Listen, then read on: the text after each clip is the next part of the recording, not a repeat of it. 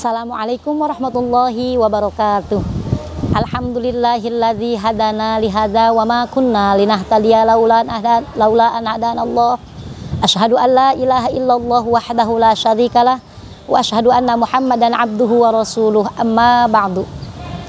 Pemirsa Banten TV yang dirahmati Allah Subhanahu wa taala dan yang dimuliakan Allah Subhanahu wa taala.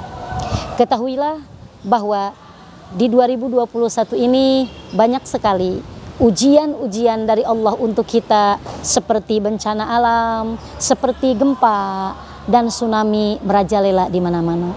Kenapa? Karena Allah memberikan satu pelajaran kepada kita, ataupun melainkan itu WhatsApp dari Allah Subhanahu wa taala untuk kita, agar kita mempertinggi keimanan kita, meningkatkan amal ibadah kita kepada Allah Subhanahu wa taala.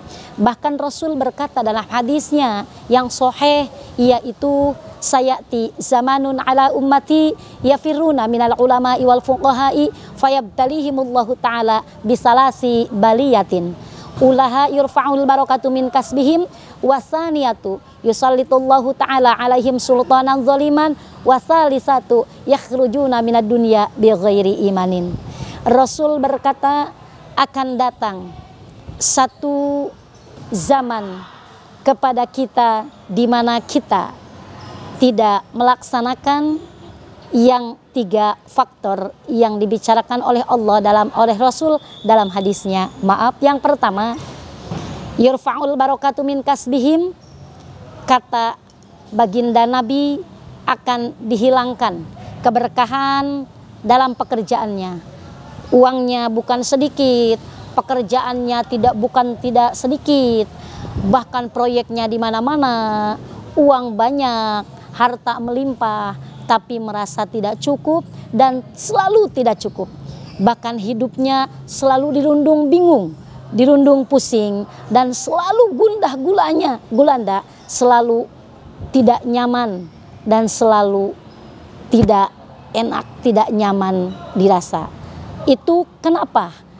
Karena kita itu tidak mendekati ulama, tidak mendekati para guru, tidak mendekati kiai. Karena Rasul berkata, ketika manusia jauh dari ulama, jauh dari pengajian, jauh dari kiai, Allah akan menurunkan bencana di muka bumi. Yang Rasul katakan tadi itu, yang pertama dihilangkan keberkahan dalam usahanya, dalam pekerjaannya. Yang kedua, wasaniyatu yusallitullahu ta'ala alaihim sultanan zaliman, ketika kita tidak mendekati ulama, kita tidak mendekati kiai, apalagi kita membenci kiai, itu akan Allah utus satu pemimpin yang sangat zalim kepada dirinya. Pemimpin itu bukan saja pemimpin negara, bukan saja pemimpin desa, bukan saja pemimpin daerah, melainkan yang disebut pemimpin itu suami adalah pemimpin kita. Ketika Allah turunkan musibah kepada kita, kita dikirim pemimpin yang zalim, jangan pernah kita menyalahkan orang lain. Maka introspeksi diri kita masing-masing, mungkin kesalahan itu ada pada diri kita.